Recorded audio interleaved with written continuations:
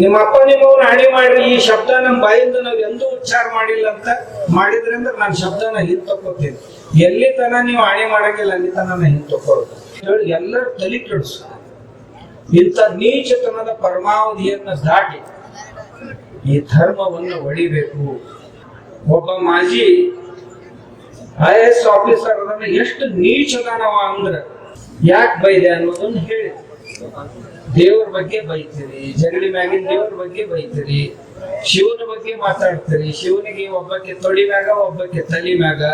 ಯಾಕಂತಂದ್ರ ನಾ ಮಾತಾಡಿದ್ದು ಬಹಳ ಕಡಿಮೆ. ನಿಮ್ಗ ಹೆಟ್ಟಿನ ಕೂಡಲೇ ಈಗ ನನಗೇನಂತಾರ ಹಿಂದ್ ಬಂದು ನಿಮ್ ಕೈ ಮುಗಿತೀರಿ. ಒಬ್ಬ ಮಾಜಿ IAS ಆಫೀಸರ್ ಅದನ್ನ ಎಷ್ಟು ನೀಚದಾನವ ಅಂದ್ರೆ ಲಿಂಗಾಯತರಿಗೂ ಮತ್ತು ವೀರಶೈವರಿಗೂ 16 ಪ್ರಭೇದಗಳಿವೆ, 16 ಭಿನ್ನ ಭೇದಗಳಿವೆ ಅವರಲ್ಲಿ.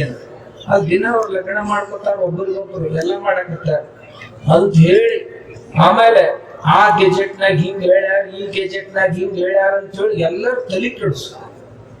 ಇಂಥ ನೀಚತನದ ಪರಮಾವಧಿಯನ್ನ ದಾಟಿ ಈ ಧರ್ಮವನ್ನು ಒಡಿಬೇಕು.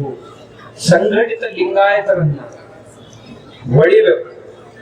ಇವ್ರನ್ನ ಒಡೆದಿಲ್ಲಾರ್ದ ಮತ್ತೊಬ್ಬರು ನಮ್ಗೆ ರಾಜ್ಯ ಆಳಕ್ ಬರಂಗಿಲ್ಲ ಅನ್ನುವಂತ ದುಷ್ಟ ಉದ್ದೇಶದಿಂದ ಇವತ್ತೇನು ಗದ್ದಿಗೆ ಮೇಲೆ ಕುಂತಂತವ್ರದಾಗ ಇವ್ರ ಅಡಿಯಾಳಾಗಿ ನಮ್ಮವರ, ನಮ್ಮ ಸಮೀಪದವರ, ನಮ್ಮ ಸಮಾಜವನ್ನು ಒಡೆಯುವಂತ ನೀಚ ಕಾರ್ಯವನ್ನ ಮಾಡ್ಲಿಕ್ಕೆ ಹೊರಟಿದ್ರು.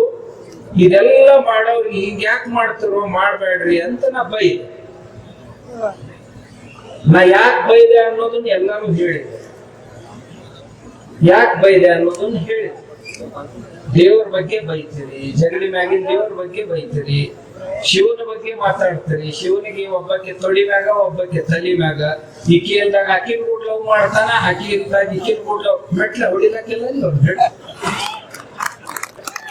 ನಮ್ಮ ದೇವರನ್ನ ಈ ರೀತಿ ನೀವು ಮಾಡಿದ್ರ, ಖಂಡನೆ ಈ ರೀತಿ ಅಪಹಾಸ್ಯಕ್ಕೆ ಒಳ ಮಾಡಿದ್ರ, ಇಂಥದ್ದ ಒಂದು ಅಪಹಾಸ್ಯವನ್ನ ಪೈಗಂಬರ್ನ ಕುರಿತು ಮಾಡಿ ತೋರ್ಸಂತ ಬಸವನಗೌಡ ಹೇಳಿಲ್ಲ, ಈಶ್ವರಪ್ಪನವ್ರು ಹೇಳಿಲ್ಲ.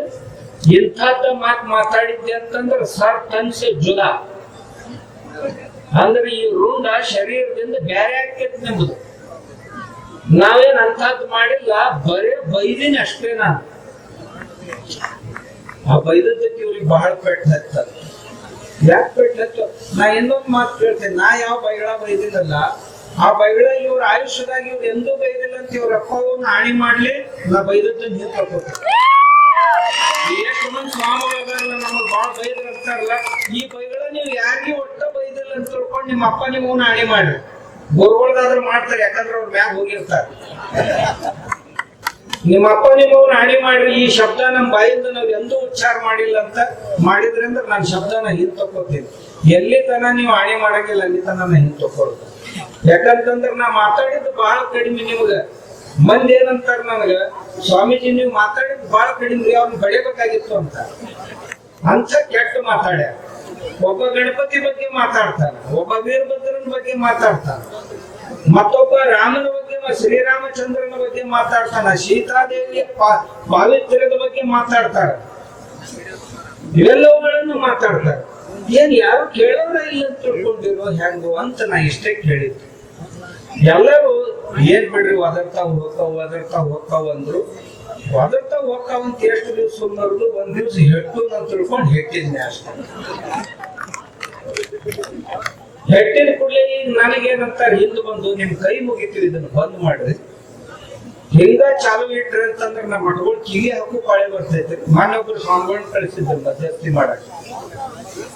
ಅವ್ರು ಬಂದು ಹಾಕೋಳ ಸತ್ತದನ್ನ ಎಷ್ಟು ದಿವಸ ಮತ್ತೇನೋ ಸತ್ತದಕ್ಕೆ ಬಡಿಯವ್ರಿ. ಸತ್ತಕ್ಕೆ ಕೆಲವೊಂದು ಸತ್ತವ್ರನ್ನ ಸೋಗ್ ಹಾಕೊಂಡಿರ್ತಾವ, ಮತ್ ಯಾವಾಗಾರ ಬೆಳೆ ಸಿಕ್ತಂದ್ರೆ ಮ್ಯಾಲೆ ಹೇಳ್ತಾವ. ಅದಕ್ಕೆ ಕುಶಿಬಿ ಎತ್ತಿ ಬಡಿತಾರಲ್ಲ, ಹಂಗ ಬಡಿಬೇಕಾಕೈತಿ.